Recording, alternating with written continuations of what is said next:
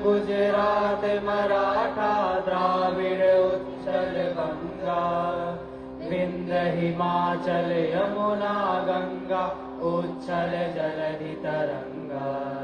तब शुभ नामे जागे, तब शुभ आशीष मांगे, गाहे तब जय गाथा। जन गण मंगलदायक जय हे भारत भाग्य विधाता। जय हे जय हे जय हे, जय जय जय जय हे। भारत माता की, भारत माता की, भारत माता की। अतिथि देवो भव की परंपरा का निर्वहन करेंगे और गोरखपुर महोत्सव समिति के अध्यक्ष और सचिव महोदय जी से अनुरोध करूंगी कि माननीय मुख्यमंत्री जी को बैच लगाकर उनका स्वागत करें।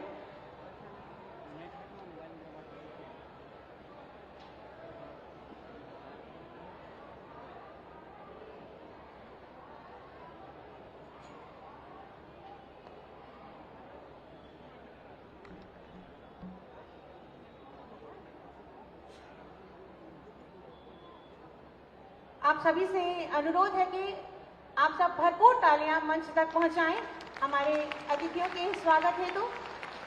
बहुत बहुत स्वागत, अभिनंदन, वंदन। और इस पारंपरिक स्वागत के बाद शाब्दिक स्वागत के लिए मैं अनुरोध करूंगी आयुक्त गोरखपुर मंडल और अध्यक्ष महोत्सव समिति श्री अनिल ढींगरा जी कृपया पधारें और अपने स्वागत उद्बोधन से हमें कृतार्थ करें।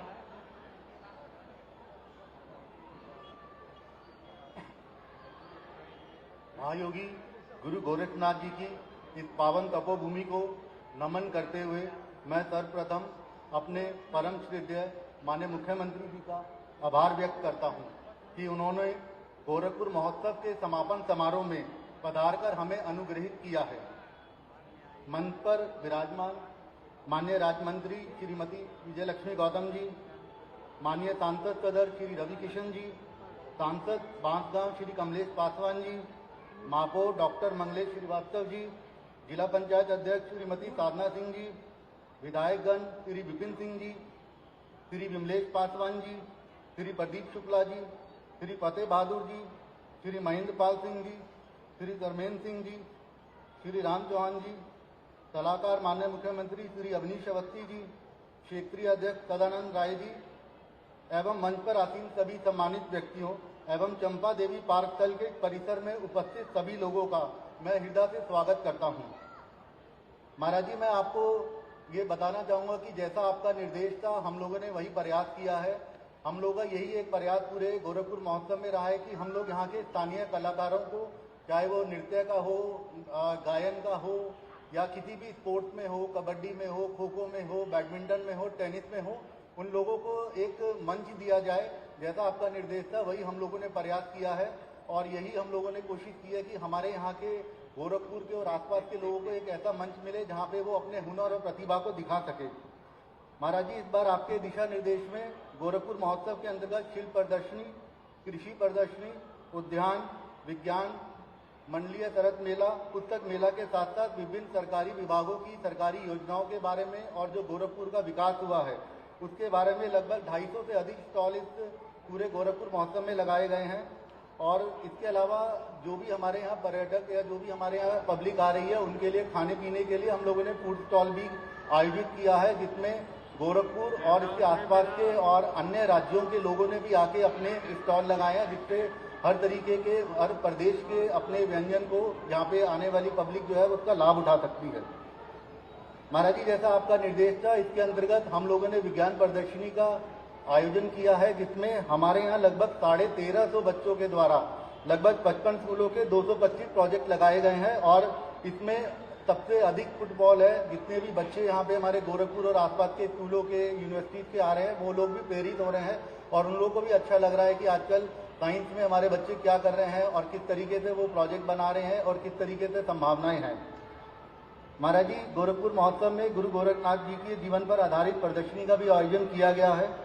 महोत्सव अवधि के दौरान गोरखपुर के स्थानीय कलाकारों को प्रोत्साहित करने के उद्देश्य से सांस्कृतिक कार्यक्रमों का आयोजन किया गया है, जिसमें लगभग 130 राष्ट्रीय कलाकार व 254 लोकल और स्थानीय कलाकारों सहित लगभग 384 कलाकारों के द्वारा इस 3 दिन की अवधि के दौरान अपना जो है कला का प्रदर्शन किया गया है। खेल पर्यटन के विकास के उद्देश्य से महोत्सव अवधि के दौरान विभिन्न खेलकूद प्रतियोगिताओं जैसे बैडमिंटन, कुश्ती, football, gymnastic, handball, boxing, volleyball, table tennis, kabaddi, half marathon, विकलांग ट्राईसाइकिल रेस, हॉकी, बास्केटबॉल आदि का आयोजन क्षेत्रीय क्रीड़ा मैदान पर किया गया है। महाराज जी, इस बार प्रथम बार आपके दिशा निर्देश में नेशनल बुक ट्रस्ट के द्वारा पुस्तक मेले का आयोजन किया गया है, जिसमें विभिन्न प्रकाशनों के द्वारा लगभग 105 से ज़्यादा अधिक स्टॉल लगाए गए हैं, जिनमें विज्ञान, साहित्य, कला और अपने सब्जेक्ट का साइंस, मैथ, हिस्ट्री और अपने गोरखपुर और अपने भारत के इतिहास को बारे में जो किताबें लिखी गई हैं उनका संकलन एक रखा गया है, जिसमें काफ़ी अच्छे मात्रा में जो है हमारे यहाँ के बच्चे उत्साहित हैं और उसमें पार्टिसिपेट कर रहे हैं। महाराज जी, महाकुंभ के शुभारंभ के शुभ अवसर पर भी हमारे गोरखपुर महोत्सव में राष्ट्रीय स्तर के अन्य कलाकारों द्वारा भजन संध्या के अंतर्गत भजन गायन किया गया है और इसके अलावा महाकुंभ पर आधारित एक विशेष लघु नाटक भी यहाँ पे प्रस्तुत किया गया है। महाराज जी, आपके दिशा निर्देश के अनुसार मैं आशा करता हूँ कि गोरखपुर महोत्सव के माध्यम से हम अपने गोरखपुर के इतिहास और विरासत से आने वाले सभी लोगों को परिचित करा सकेंगे।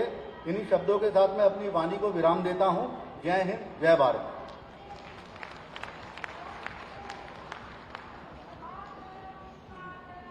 बहुत बहुत धन्यवाद महोदय आपके स्वागत उद्बोधन के लिए। अब मैं उद्बोधन के लिए बहुत ही आदर के साथ आमंत्रित करूंगी हमारे लोकप्रिय सांसद माननीय श्री रविकिशन शुक्ल जी को।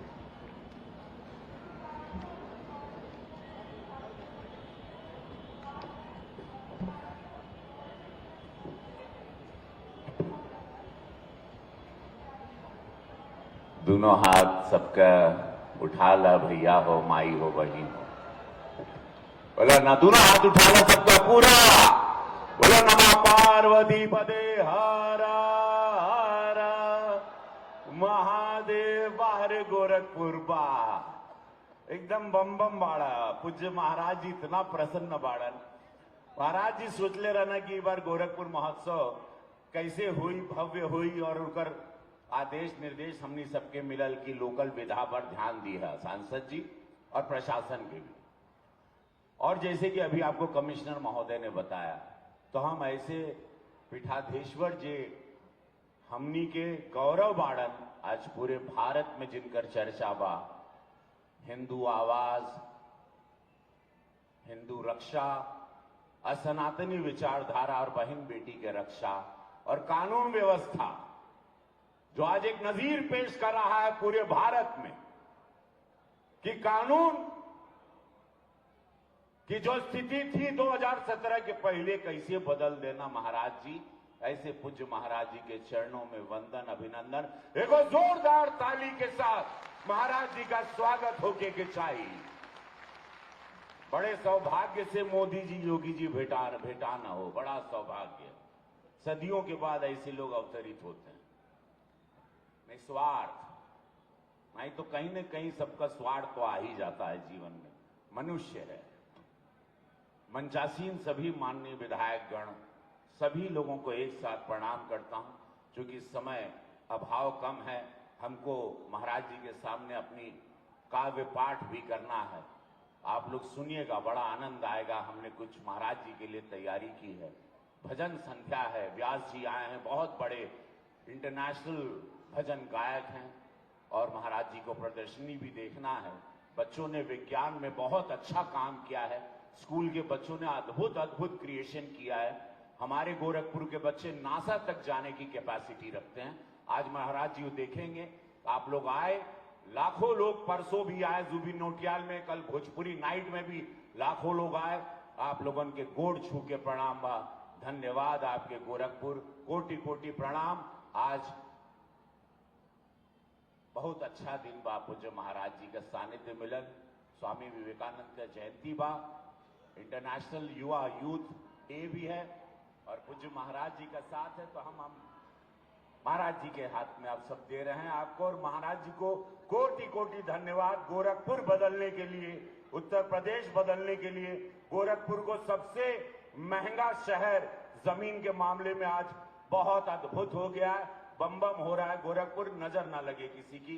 बोला गुरु गोरक्षनाथ महाराज की। जमीन का कीमत बहुत बढ़ गई बा। महंगा मतलब वैसे नहीं, कुछ लोग एकदम दांत चियार देना। जमीन महंगा, मालदार हो रहे हो आप लोग। जो देख रहे हो सब सेठ लोग हंस रहा है।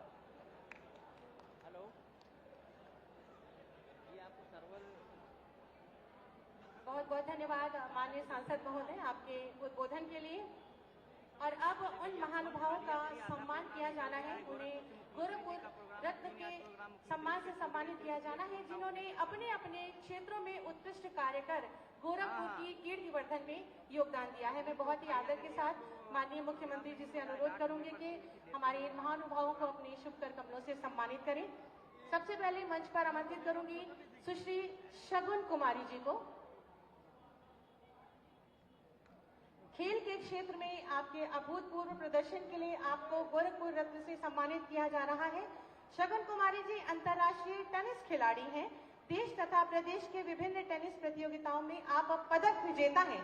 वर्तमान में BPES Noida physical education college में शिक्षारत हैं। आप जोरदार तालियां बजा के इनका सम्मान करें, इनका स्वागत करें। विज्ञान के क्षेत्र में डॉक्टर साहिल महफूज जी को इस मंच पर सम्मानित किया जा रहा है। डॉक्टर साहिल महफूज जी दीनदयाल उपाध्याय गोरखपुर विश्वविद्यालय में इंडस्ट्रियल माइक्रोबायोलॉजी विभाग में असिस्टेंट प्रोफेसर के अस्थायी पद पर नियुक्त हैं और एक प्रतिष्ठित शोधकर्ता हैं। इन्होंने तुलनात्मक जीनोमिक्स, पौधा माइक्रोब अंतःक्रियाओं पर बहुत सारा शोध किया है। डॉक्टर भारत भूषण त्रिपाठी जी को चिकित्सा के क्षेत्र में सम्मान दिया जा रहा है। आप BRD मेडिकल कॉलेज गोरखपुर से शिक्षा ग्रहण आपने की है और आप गोरखपुर सावित्री ऑर्थो केयर निकट क्रॉसिंग पर आप ऑर्थोपेडिक के सर्जन हैं। हम आपको सम्मानित करके स्वयं सम्मानित महसूस कर रहे हैं। आप सभी की लगातार तालियां आवश्यक है। कला और रंगमंच के क्षेत्र से श्री किशन चंद्र सेन जी, केसी सेन जी को ये सम्मान प्रदान किया जा रहा है। आप रेलवे में अकाउंटेंट पद से सेवानिवृत्त हैं और किशन चंद्र सेन जी एक वरिष्ठ रंगकर्मी हैं। आपने सहस्त्रों नाटकों का संचालन किया है, निर्देशन किया है और रंगमंच की आप शोभा रहे हैं। आपके लिए जोरदार तालियां मंच तक पहुंचाएं। और व्यवसाय और उद्यमिता के क्षेत्र में श्री राजू सिंह जी को इस मंच पर सम्मानित किया जा रहा है। श्री राजू सिंह जी द्वारा हाई ग्रोथ एग्रो एंटरप्राइजेस के नाम से शहद कंपनी का संचालन किया जा रहा है।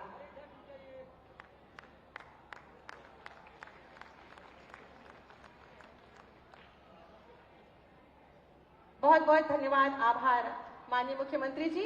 गोरखपुर महोत्सव 2025 की स्मारिका अभ्युदय का विमोचन माननीय मुख्यमंत्री जी के शुभ कर कमलों से होना है।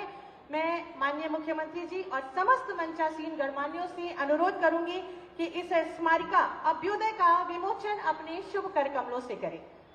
आप सभी जोरदार तालियों के माध्यम से इन क्षणों की शोभा को और बढ़ा सकते हैं।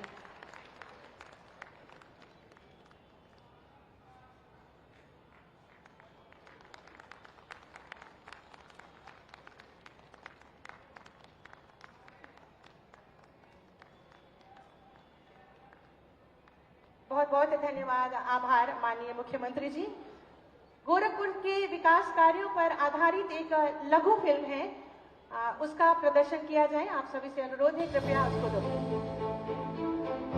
महायोगी गुरु गोरक्षनाथ की तपोभूमि गोरखपुर प्राचीन काल से आध्यात्मिक और सांस्कृतिक परंपराओं का केंद्र रही है।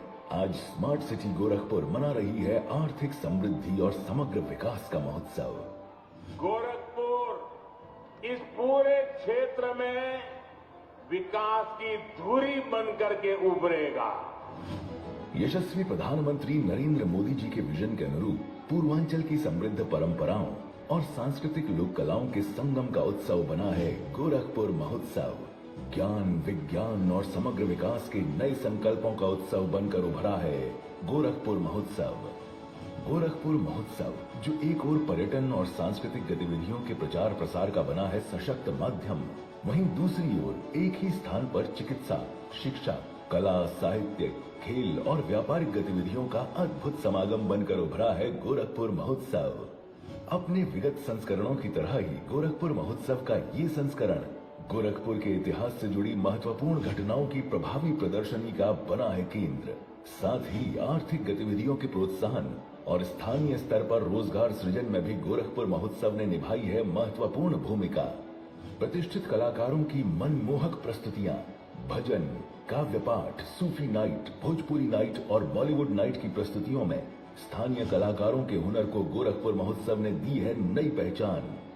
माननीय मुख्यमंत्री जी की प्रेरणा से शिल्प मेला, व्यापार मेला, पुस्तक मेला, कृषि मेला, उद्यान मेला और विज्ञान प्रदर्शनी का समागम बना है गोरखपुर महोत्सव। किसान भाइयों को आधुनिक फार्मिंग और बागवानी की महत्वपूर्ण जानकारियां साझा करने का माध्यम भी बना है गोरखपुर महोत्सव।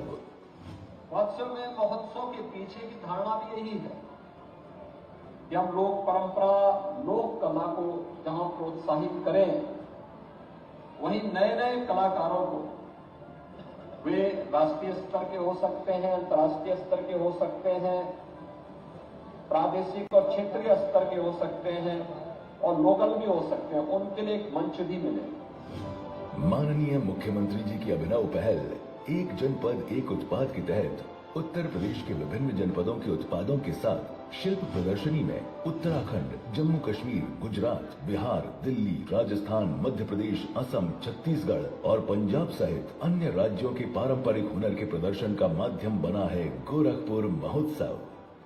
गोरखपुर महोत्सव बैडमिंटन, कुश्ती, football, gymnastic, handball, boxing, volleyball, table tennis, kabaddi, half marathon, hockey और बास्केटबॉल जैसी प्रतियोगिताओं के आयोजन का भी केंद्र बनकर उभरा है।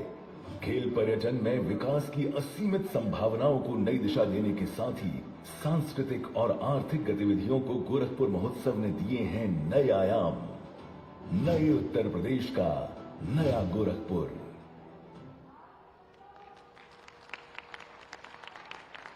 बहुत बहुत धन्यवाद, आभार। अब मैं अनुरोध करूंगी गोरखपुर महोत्सव समिति के अध्यक्ष और मंडल आयुक्त महोदय श्री अनिल हिंगरा जी से कि माननीय मुख्यमंत्री जी को स्मृति चिन्ह भेंट करें और साथ ही साथ एक बहुत सुंदर तस्वीर जिसमें माननीय मुख्यमंत्री जी अपने पूज्य गुरुदेव जी के साथ हैं, वो तस्वीर भी इस सुंदर क्षणों में आपको भेंट की जा रही है। बहुत ही सुंदर ये तस्वीर है। आप सभी जोरदार तालियां मंच तक प्रेषित करें। माननीय मुख्यमंत्री जी अपने पूज्य गुरुदेव जी के साथ इस तस्वीर में हैं। बहुत ही सुंदर ये तस्वीर है। बहुत बहुत धन्यवाद, आभार।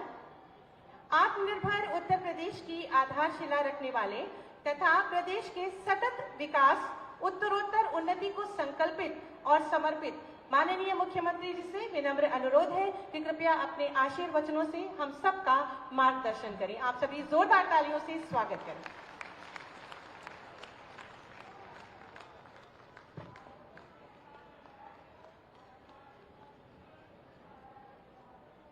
भारत माता की, भारत माता की, भारत माता की। गोरखपुर महोत्सव के आज के इस समापन कार्यक्रम में मंच पर उपस्थित उत्तर प्रदेश सरकार में ग्राम्य विकास विभाग की राज्य मंत्री श्रीमती विजय लक्ष्मी गौतम जी, लोकप्रिय सांसद श्री रविकिशन शुक्ला जी, जिला पंचायत अध्यक्ष श्रीमती साधना सिंह जी, महापौर गोरखपुर डॉक्टर मंगलेश श्रीवास्तव जी, माननीय विधायकगण श्री फतेह बहादुर सिंह जी, श्री राम चौहान जी, महेंद्र पाल सिंह जी, डॉक्टर विमलेश पासवान जी, श्री विपिन सिंह जी, प्रदीप शुक्ला जी, भारतीय जनता पार्टी के क्षेत्रीय अध्यक्ष श्री सहजानंद राय जी, जिलाध्यक्ष युधिष्ठिर सिंह जी, महानगर अध्यक्ष राजेश गुप्ता जी, गोरखपुर महोत्सव में उपस्थित सभी स्थानीय स्तर के और देश के सभी प्रख्यात कलाकार, अलग अलग विधाओं से जुड़े हुए सभी प्रतिभागीगण और उपस्थित बहनों और भाइयों, मुझे बहुत अच्छा लगा कि 3 दिवसीय गोरखपुर महोत्सव का आयोजन पूरी भव्यता के साथ, दिव्यता के साथ आयोजित होकर के आज अपने समारोह की ओर चल रहा है। मैं सबसे पहले आयोजन समिति को इस पूरे कार्यक्रम को आयोजित करने के लिए हृदय से धन्यवाद देता हूं। आज 12 जनवरी है। 12 जनवरी वैश्विक पटल पर भारत की आध्यात्मिक और सांस्कृतिक छवि को, भारत की आध्यात्मिक विरासत को, सनातन धर्म की वैदिक परंपराओं को स्थापित करने वाले स्वामी विवेकानंद की पावन जयंती और इस अवसर पर इस महोत्सव के साथ हम सभी को जुड़ने का अवसर प्राप्त हो रहा है। महोत्सव के पीछे भी यही उद्देश्य होता है। याद रखना, हम सबको इस बारे में कभी भी विस्मृत नहीं करना चाहिए कि हमारे संस्कारों की आत्मा है संस्कृति। संस्कृति की आत्मा है लोक परंपरा, लोक गाथाएं, और यह भी हमें विस्मृत नहीं करना चाहिए कि संस्कृति के अभाव में कोई राष्ट्र लंबे समय तक अपनी जीवन यात्रा को आगे नहीं बढ़ा सकता। यानी राष्ट्र की संजीवनी होती है लोक परंपरा और लोक गाथा। लोक परंपरा को, लोक गाथाओं को, लोक गायन को, लोक कलाकारों को इस प्रकार के कार्यक्रमों और महोत्सव के माध्यम से एक प्लेटफॉर्म प्राप्त हो, वे अपनी प्रतिभा के बारे में लोक परंपराओं की जानकारी वर्तमान पीढ़ी को दे सके, उनको आगे बढ़ा सके। यह महोत्सव के पीछे का उद्देश्य है। याद रखना, भारत की जो धरोहर है वह वेदों की परंपरा में है। वेदों की परंपरा गद्य में है तो पद्य में भी है, सामवेद गायन में ही है, और गायन की ये परंपरा हजारों वर्षों की विरासत का हिस्सा है। लेकिन साथ साथ गायन, वादन, नृत्य, नाटक, इन सभी विधाओं को समाहित करने के साथ ही महोत्सव का उद्देश्य स्थानीय नौजवानों को, कलाकारों को, कलाकृतियों को, किसानों को,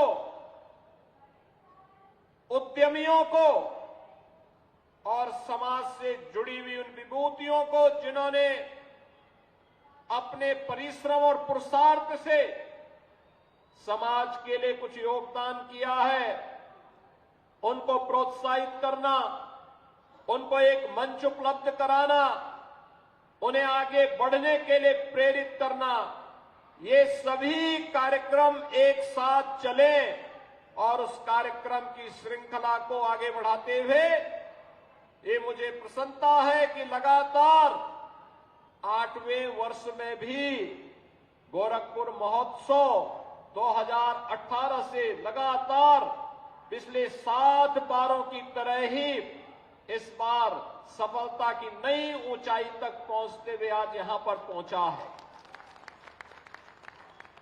गोरखपुर नाम से ही पता लग जाता है महायोगी भगवान गोरखनाथ की पावन साधना स्थली है। गोरखपुर भारत की धार्मिक और आध्यात्मिक परंपरा की एक महत्वपूर्ण भूमि है, लेकिन साथ साथ 1923 से गीता प्रेस के माध्यम से भारत के साहित्य, धार्मिक साहित्य का एक प्रमुख केंद्र भी है। गोरखपुर के पास ही कुशीनगर भगवान बुद्ध की महान निर्वाण स्थली कुशीनगर भी है। सूफी संत कबीरदास की महान निर्वाण स्थली मगहर भी है। गोरखपुर के आसपास भारत की प्राचीन विरासत के प्रतीक वे सभी स्थल हैं। कभी अपनी लेखनी के माध्यम से कथा सम्राट के रूप में विख्यात मुंशी प्रेमचंद ने गोरखपुर को अपनी कर्मस्थली बनाया था। कभी गोरखपुर में फिराक गोरखपुरी ने अपनी जन्मभूमि होने का सौभाग्य सी गोरखपुर को है। वैश्विक मंच पर भारत की आध्यात्मिक विरासत को योगानंद परमहंस ने इसी गोरखपुर में जन्म लिया था और यही गोरखपुर है जहां 1857 के प्रथम स्वातंत्र समर में ब्रिटिश हुकूमत की चूलों को हिलाने वाले शहीद बंधु सिंह की जन्म और कर्मभूमि भी यही गोरखपुर है। यही गोरखपुर है जिसने राम प्रसाद बिस्मिल के शौर्य को देखा है।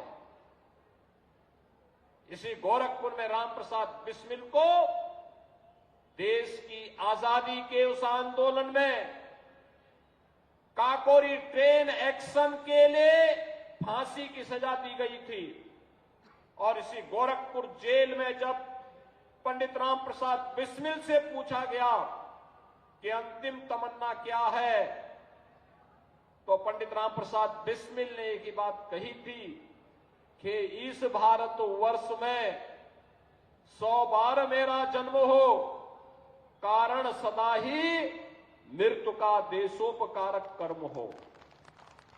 बहनों और भाइयों, ये वही गोरखपुर है जिसने एक छोटे से गांव से अपनी यात्रा प्रारंभ की, एक छोटी सी धूनी से अपनी यात्रा प्रारंभ की।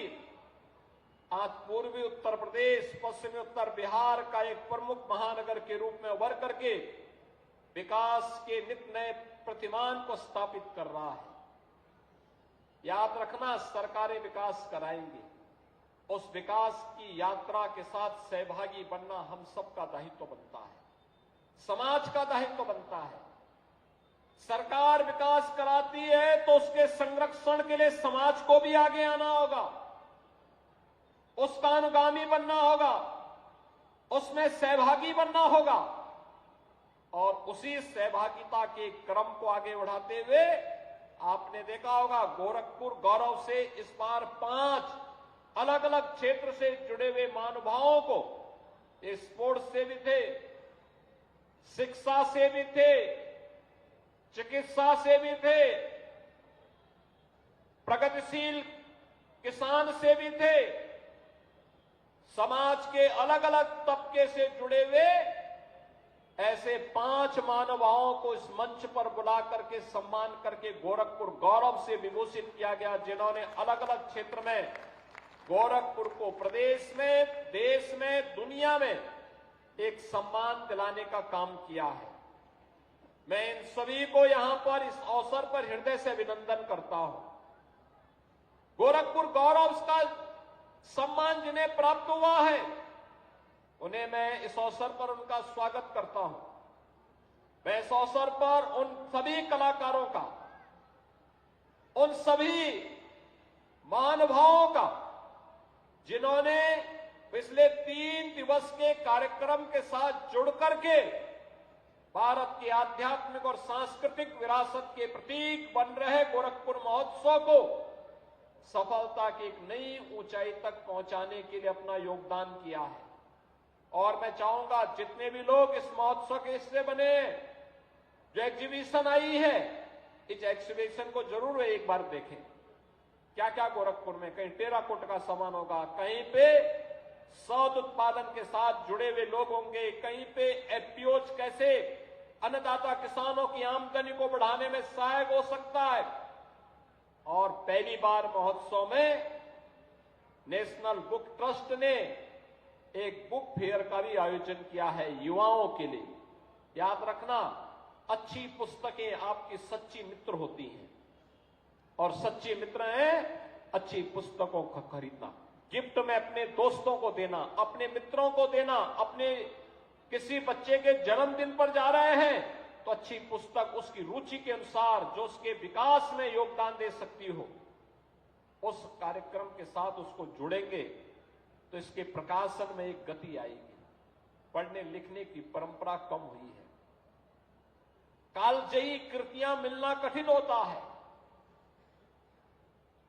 लेकिन फिर भी जो प्रकाशन हो रहा है, अगर हम उसको प्रोत्साहित करेंगे तो यह और अच्छा प्रकाशन आने वाले समय में हमारे सामने आएगा। और ये बुक फेयर भी पहली बार इस महोत्सव में देखने को मिल रहा है। और भी स्थानीय स्तर पर जुड़े हुए तमाम ऐसे कार्यक्रम इस आयोजन के साथ जुड़े हैं, और मुझे तो प्रसन्नता है, अच्छे अच्छे कलाकार आए थे। मुझे समय नहीं मिल पाया, मैं अभी थोड़ी देर पहले ही गोरखपुर पहुंचा हूं, लेकिन अन्यथा तीनों दिन मेरी रहने की इच्छा थी कि इस कार्यक्रम में रहूं, गोरखपुर के बारे में, आध्यात्मिक और सांस्कृतिक परंपरा को मंचीय कार्यक्रम के माध्यम से देखूं, समझूं, और उसके लिए कहां पर सरकार के स्तर पर कौन सा प्रोत्साहन हो सकता है, उसके बारे में भी हम योगदान दे सकेंगे। इस बात को लेकर के हम यहां के साथ जुड़ेंगे। लेकिन आयोजन समिति से जुड़े हुए सभी लोगों ने मिलकर के इसको एक नई ऊंचाइयां देने का काम किया है। इस समय इतनी भीषण सर्दी में भी ये हजारों की भीड़ इस बात को लेकर के महोत्सव है, हम इसका हिस्सा बनेंगे, यह प्रोत्साहन अत्यंत महत्वपूर्ण है। 12 जनवरी को इसका समारोह इसलिए भी हो रहा है क्योंकि कल पौष पूर्णिमा है। कल से इस 2025 12 वर्ष के बाद आने वाला, और इस बार तो 144 वर्ष के बाद विशिष्ट मूर्त के साथ जुड़ने वाला महाकुंभ प्रयागराज कल से प्रारंभ हो रहा है, प्रयागराज की धरती पर। यानी 13 जनवरी से 26 फरवरी तक 45 दिन का यह भव्य आयोजन कल से प्रारंभ होने जा रहा है। आप याद करिए, इस पूरे आयोजन में 40 करोड़ की आबादी आएगी। 40 करोड़ लोग, 40 करोड़ श्रद्धालु, साधु संत, देश और दुनिया के अतिथि वहां सहभागी बनने जा रहे हैं। 40 करोड़ की आबादी दुनिया के अंदर भारत और चीन के बाद किसी और देश के पास नहीं है। जितनी आबादी एक अस्थायी स्थिति में अकेले प्रयागराज में आने वाली है। मां गंगा, यमुना और सरस्वती नदी के त्रिवेणी में संगम में स्नान करने का एक सौभाग्य प्राप्त होगा। लोगों को वहां पर उत्तर प्रदेश को जानने, भारत को जानने, भारत की आध्यात्मिक विरासत को संतों के माध्यम से, उनके शिविर के माध्यम से, उनके अखाड़ों के माध्यम से जानने और देखने का अवसर प्राप्त होगा। वहां पर बहुत सारी चीजें ऐसी दी गई हैं जो पहली बार कुंभ में आने वाले श्रद्धालुओं को देखने को मिलेगा। वहां पे अक्षय वट कॉरिडोर भी बना है, मां सरस्वती कूप का कॉरिडोर भी बना है, बड़े हनुमान जी मंदिर का कॉरिडोर बन गया है, पातालपुरी का कॉरिडोर बन गया है, महर्षि भारद्वाज कॉरिडोर बन गया है, भगवान राम और निषाद राज के मिलन की भूमि श्रृंगवेरपुर कॉरिडोर बन गया है, नाग वासुकी और ब्रह्मा जी के यज्ञ की भूमि दशाश्वमेध घाट और मंदिर के सुंदरीकरण के कार्य के साथ ही 12 ज्योतिर्लिंग और 4 धाम की यात्रा का भी वहां पर एक अवसर उनके रिप्लिका के माध्यम से देखने का अवसर प्राप्त होगा। 10,000 एकड़ क्षेत्रफल में पूरा आयोजन होने जा रहा है। कल रात्रि की सूचना है 35 लाख श्रद्धालु कल रात्रि तक पहुंच चुके थे प्रयागराज में। रात्रि भर श्रद्धालुओं का तांता लगा रहा। कल 25 लाख श्रद्धालुओं ने संगम में स्नान किया था। आज मेरा अनुमान है कि संख्या 35 लाख तक पहुंच गई होगी। ये अद्भुत उत्साह एक कल से प्रारंभ होने जा रहा है। तो मैं सबसे पहले आप सबको महाकुंभ आयोजन के लिए अपनी बधाई देता हूं और आपको भी समय मिलेगा तो एक बार जरूर जाइएगा, एक बार जाना चाहिए, अपने आध्यात्मिक सांस्कृतिक आयोजन का हिस्सा बनना चाहिए। रवि किशन की तरह माया मोह में मत पड़िए बहुत ज्यादा।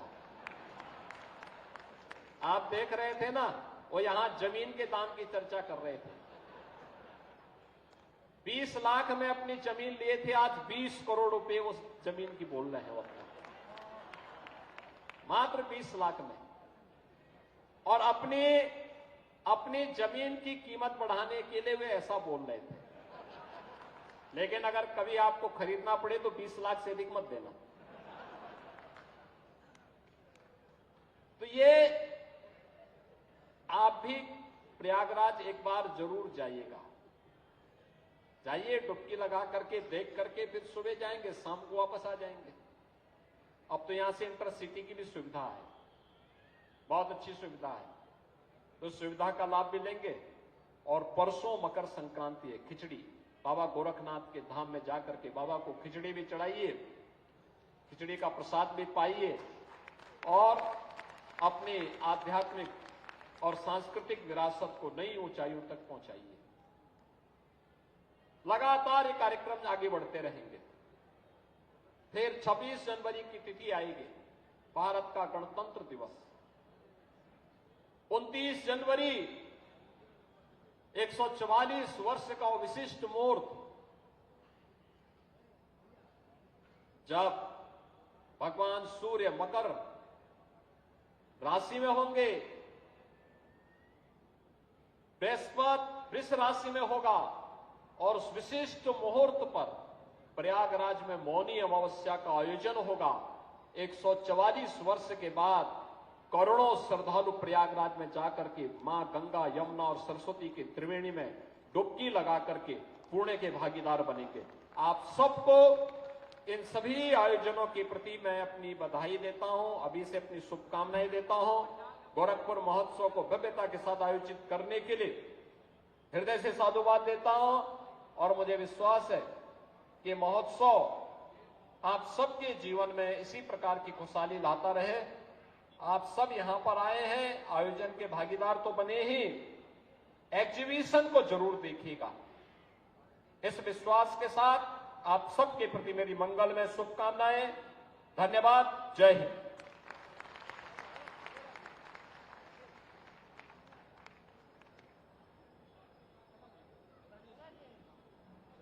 बहुत बहुत धन्यवाद, आभार माननीय मुख्यमंत्री जी।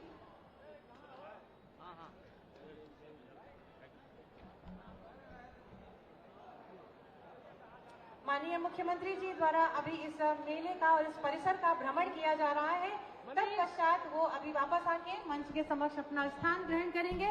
आप सभी से अनुरोध है कि अपने स्थान पर बैठे रहें, क्योंकि अभी बहुत ही सुंदर भजन संध्या का आयोजन है। हमारे बीच में इंदौर से सुप्रसिद्ध भजन गायक पंडित सुधीर व्यास जी पधारे।